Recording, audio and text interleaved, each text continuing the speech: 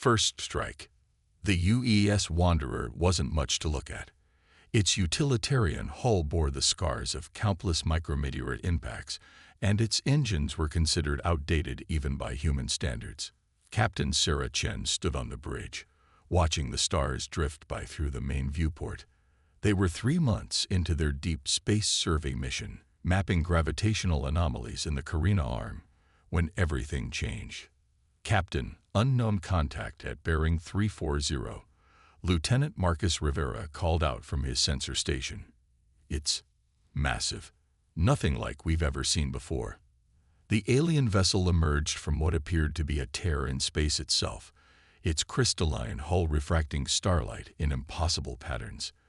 It dwarfed the Wanderer by at least a factor of 20. Before Chen could even order battle stations, their communication system crackled to life. Primitive vessel, you have entered territory claimed by the Kraxan Empire. Your technological inferiority amuses us. Prepare to be boarded and studied. The alien voice resonated with artificial harmonics that made Chen's teeth ache. She straightened her uniform and nodded to her communications officer. This is Captain Sarah Chen of the United Earth ship Wanderer. We are on a peaceful scientific mission, and we're unaware of any territorial claims in this region. A sound like crystalline laughter echoed through the bridge. Your vessel's propulsion system appears to operate on crude fusion principles.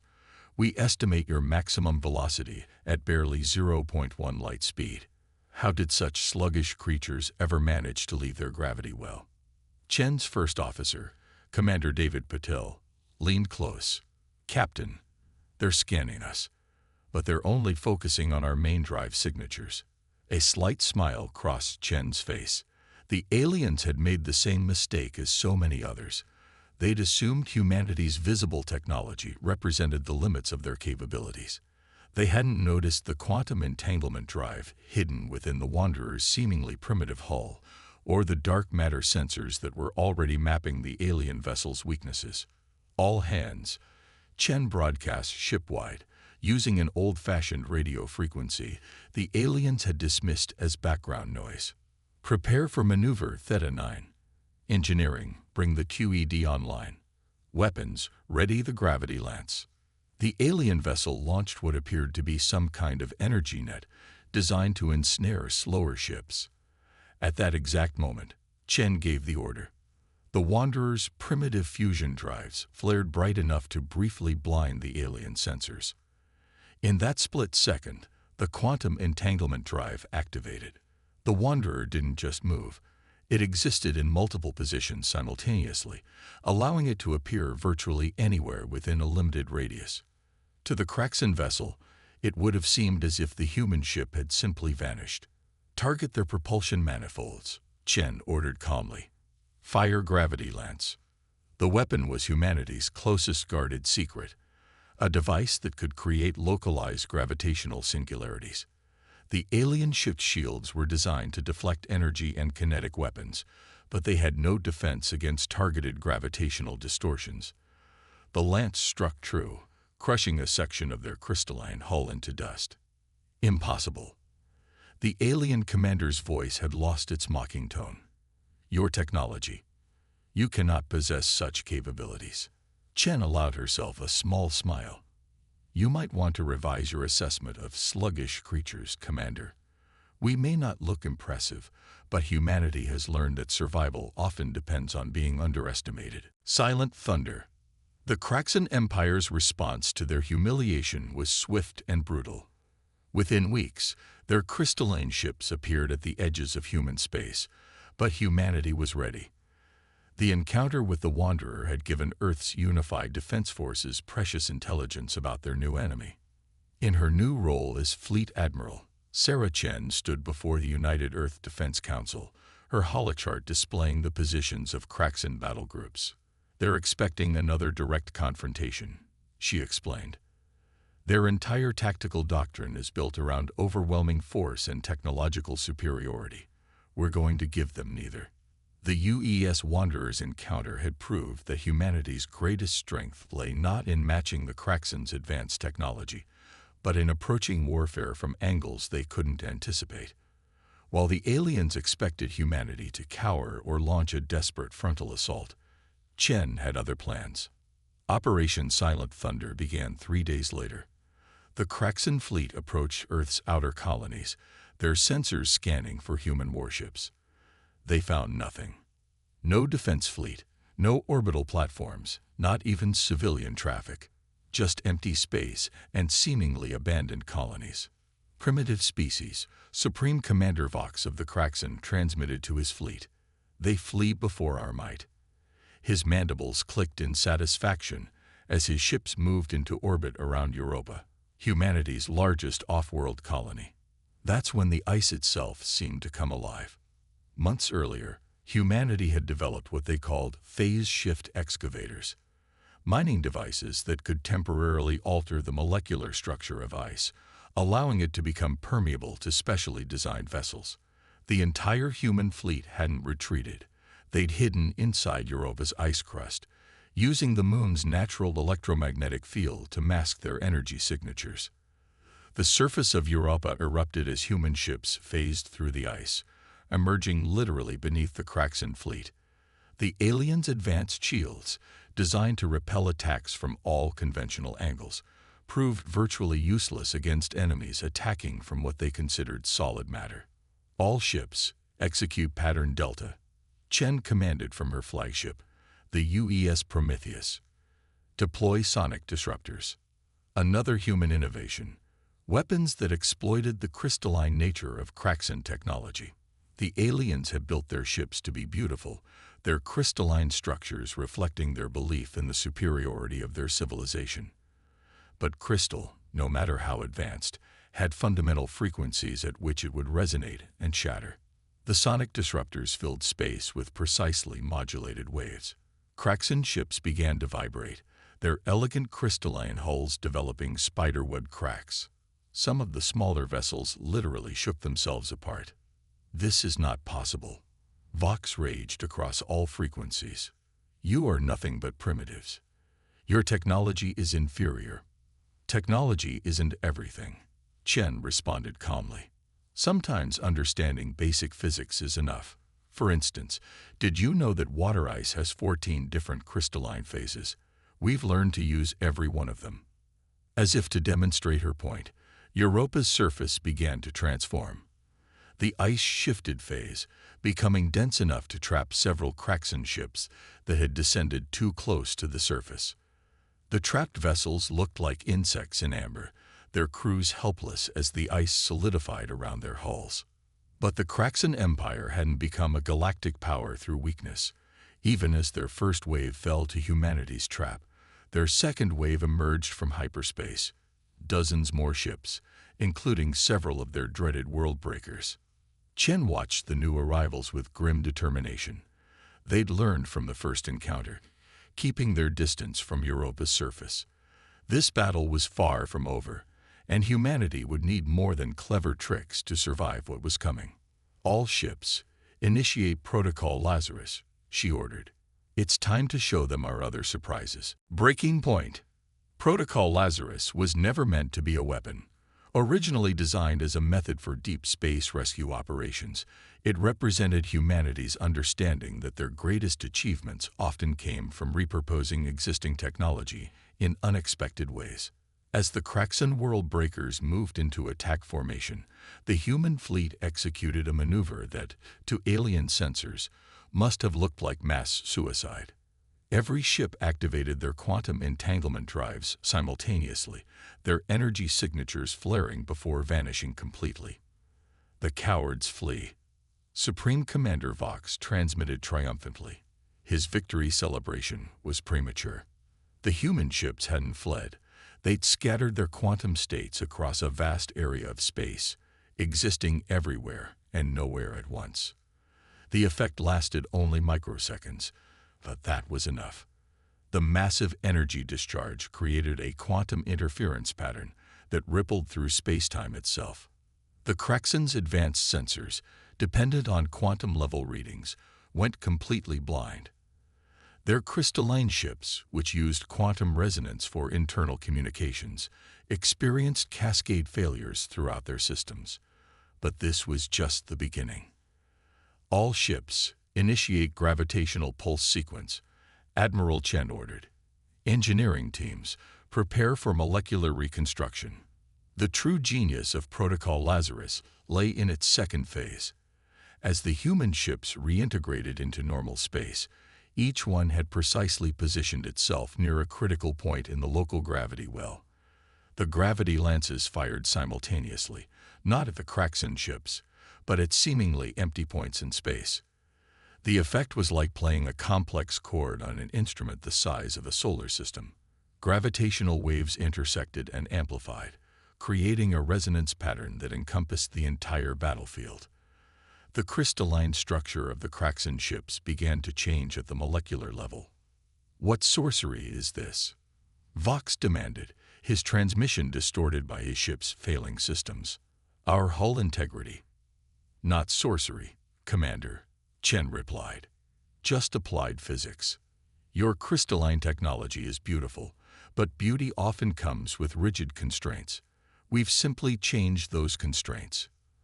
The Kraxan ship's crystalline structures were forcibly rearranging themselves, transforming from their carefully engineered configurations into what humans called a quantum polymorph state. Their once elegant vessels now looked like abstract sculptures, their weapon systems and propulsion rendered useless by the transformation. But Chen knew better than to celebrate too early. The Kraxan Empire had conquered 1,000 worlds, and they hadn't done it by giving up easily. Even as their ships transformed, they managed to launch their devastating nova seeds, weapons designed to trigger artificial supernovas. "They're targeting Sol," Commander Patul reported, his voice tense. "If even one of those seeds reaches the sun." Chen's expression remained calm. "Initiate the final phase of Lazarus. Deploy the quantum ghosts." This was humanity's ultimate gambit. Each disabled human ship from previous battles had been preserved, their quantum signatures recorded and stored. Now these signatures were reproduced, creating thousands of phantom vessels that existed just long enough to intercept the nova seeds. The space around Sol lit up with countless explosions as the phantom ships sacrificed themselves to save humanity's home. Each detonation released enough energy to vaporize a continent, but in space, they were nothing more than brief, silent flashes of light. When the chaos cleared, the remaining Kraxan ships hung motionless, their crystalline forms twisted into unrecognizable shapes. Supreme Commander Vox's final transmission carried none of his previous arrogance. "What are you?" "We are human," Chen answered simply. "And we've learned that survival sometimes requires us to change the rules of the game entirely." But even as she spoke, her tactical display lit up with new warnings. The Kraxan Empire's main fleet had arrived. Thousands of ships, including their legendary planet killer. This battle had been won, but the war was far from over. "All ships," Chen ordered, "prepare for phase shift integration. It's time for Shadow Protocol." Shadow Protocol. Shadow Protocol wasn't just a military strategy. It was the culmination of humanity's greatest scientific achievement. While the Kraxan had focused on building bigger ships and more powerful weapons, humans had been quietly mastering something far more fundamental: the manipulation of dark matter itself. As the massive Kraxan fleet approached, Admiral Chen transmitted a single coded signal. Throughout the solar system, hidden quantum receivers activated. Dark matter collectors, disguised as ordinary asteroid mining operations, began to hum with power. "You fought well, primitives," the commander of the Kraxan main fleet transmitted. His voice identified him as Grand Admiral Xar, the Empire's most decorated military leader. "But our planet killer cannot be stopped by your tricks. Surrender now, and we may preserve some of your species for study." Chen's response was to activate her neural link to the fleet's integrated command system. The experimental technology allowed her to coordinate complex maneuvers with unprecedented precision. "All ships, initiate dark matter convergence. Execute Shadow Protocol on my mark." The human fleet began to move in what appeared to be random patterns. To the Kraxan sensors, it looked like chaos, a desperate, uncoordinated response to their overwhelming force. But there was nothing random about it. Each human ship was generating a specific gravitational signature, creating a vast, intricate pattern across space. The dark matter collectors activated simultaneously, their gathered energy flowing through invisible channels created by the fleet's movements. Their ships are displaying erratic behavior, one of TAR's officers reported. Perhaps their previous victories have driven them mad. Xar wasn't so sure. His long experience had taught him that when humans appeared to be acting irrationally, they were often at their most dangerous. Launch the Planet Killer's primary weapon. Let's end this now. The Planet Killer's crystalline structure began to pulse with energy. At its heart, a weapon capable of shattering worlds prepared to fire. That's when Chen gave the order. Shadow Protocol. Execute. The dark matter network activated. Space itself seemed to fold, the careful gravitational pattern created by the human fleet serving as a framework for something never before attempted. The collected dark matter began to flow through the pattern, creating what scientists had theoretically called a shadow dimension, a paper-thin layer of space operating under different physical laws. The Planet Killer fired its world-shattering beam. But as the energy beam entered the shadow dimension, something extraordinary happened. The laws of physics governing energy transmission were subtly altered. The beam didn't just miss its target. It began to loop back on itself. Impossible. Xar watched in horror as his fleet's ultimate weapon began to feed back into itself, creating an endless loop of exponentially growing energy. Shut it down. Shut everything down. But it was too late. The Planet Killer, unable to contain its own redirected energy, began to break apart. The destruction of such a massive vessel created a gravitational shockwave that rippled through the Kraxan fleet, their crystalline ships resonating sympathetically with the disaster unfolding before them. Chen's voice was steady as she transmitted to the remaining Kraxan ships. Your empire has conquered 1,000 worlds through technological superiority. But technology isn't just about building bigger weapons. It's about understanding the fundamental nature of reality and being willing to change it when necessary. As the shadow dimension dissolved, taking the Planet Killer's destructive energy with it, the remaining Kraxan ships faced a choice. Continue a fight they now realized they might not win, or retreat to reconsider everything they thought they knew about the species they had dismissed as primitive. But even as the Kraxan fleet began to withdraw, Chen's tactical display showed something troubling. The dark matter manipulation had created an unexpected side effect. Throughout the solar system, spatial anomalies were beginning to form. The very fabric of space-time was starting to unravel. All ships, Chen ordered, prepare for emergency temporal stabilization. We've won this battle, but we may have created something far more dangerous than the Kraxan Empire. Reckoning. The spatial anomalies spread across the solar system like cracks in glass. Each one represented a point where reality itself had been weakened by humanity's manipulation of dark matter. The Kraxan fleet's retreat had bought them time, but Admiral Chen knew they had minutes at most before the situation became irreversible. Status report, she demanded, her neural link transmitting waves of focused calm to her fleet commanders. 17 major anomalies detected and growing. Commander Patel responded. The largest is already 2 astronomical units in diameter. They're beginning to interfere with quantum communications. The irony wasn't lost on Chen. Humanity had saved itself from the Kraxan Empire only to potentially tear apart the fabric of spacetime. But where others might have seen hopeless disaster, she saw possibility. After all, humans had always been best at turning their mistakes into advantages. All ships, initiate emergency protocol Omega, she ordered. Prepare for synchronized quantum state manipulation. Throughout the fleet, crews rushed to reconfigure their ships' quantum entanglement drives. The technology that had allowed them to exist in multiple states simultaneously would now be used for something far more ambitious. Admiral, Patel's voice carried an edge of concern. The Kraxan fleet has stopped retreating. They're watching us. Let them watch, Chen replied. They're about to learn another lesson about humanity. The plan was both brilliant and desperate. Each spatial anomaly represented a point where the normal laws of physics had been compromised. But instead of trying to repair these weaknesses, humanity would use them. All ships, execute quantum resonance pattern Delta 7, Chen commanded. Target the anomalies directly. The fleet moved into formation, each vessel positioning itself near an anomaly.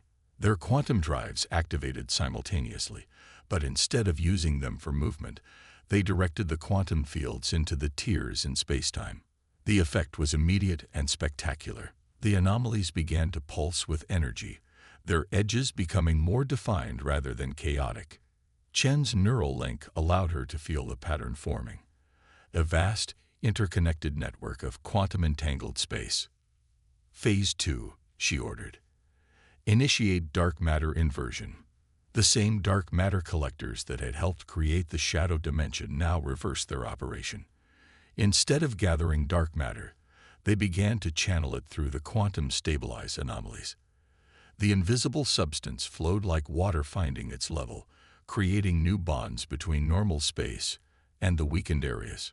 From the Kraxan fleet's perspective, it must have looked like humans were deliberately making the situation worse. The anomalies grew larger, brighter, more numerous. But Chen knew better. They weren't expanding. They were connecting. Final phase, she transmitted to all ships. Prepare for dimensional integration.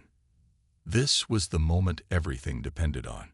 Humanity had learned that the universe wasn't just three-dimensional space plus time.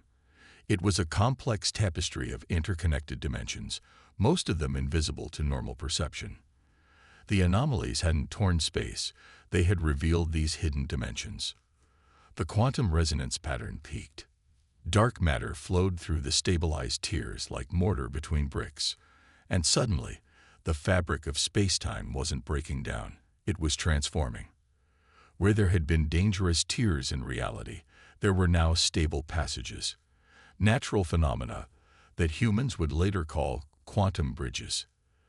The dark matter had bound the dimensional barriers together, creating permanent, navigable routes through spacetime. By the Crystal Throne came a transmission from the Kraxan fleet. Grand Admiral Xar's voice carried something new. Respect. You didn't just save your system. You've created something impossible. Chen allowed herself a small smile. Not impossible, Admiral. Just improbable. Humanity has always excelled at that. The quantum bridges would revolutionize space travel, making traditional faster-than-light drives obsolete. More importantly, they represented a fundamental shift in how species across the galaxy would interact. The Kraxan Empire had built its power on controlling the spaces between stars. Now those spaces had been transformed. Your empire has two choices. Chen transmitted to Xar. Continue fighting for control of space lanes that no longer matter, or join us in exploring what these new bridges can teach us. There was a long pause before Xar responded. Perhaps there is much our peoples could learn from each other. As the Kraxan fleet moved to a neutral position, Chen looked out at the shimmering quantum bridges that now connected the solar system to points unknown. Humanity had faced extinction and emerged not just surviving, but transformed. They had taken their greatest crisis and turned it into their greatest opportunity. All ships, she ordered, stand down from battle stations. Begin bridge mapping protocols. She paused, then added, and someone get in touch with Earth's diplomatic corps. I think we're about to have some very interesting conversations about the future. The stars seemed to shine brighter through the quantum bridges, as if the universe itself was acknowledging that something fundamental had changed. Humanity had not just survived, they had changed the rules of existence itself. And in doing so, they had proven that true advancement comes not from overwhelming force or technological superiority, but from the ability to see possibility in the face of destruction. The war was over. The age of exploration was about to begin.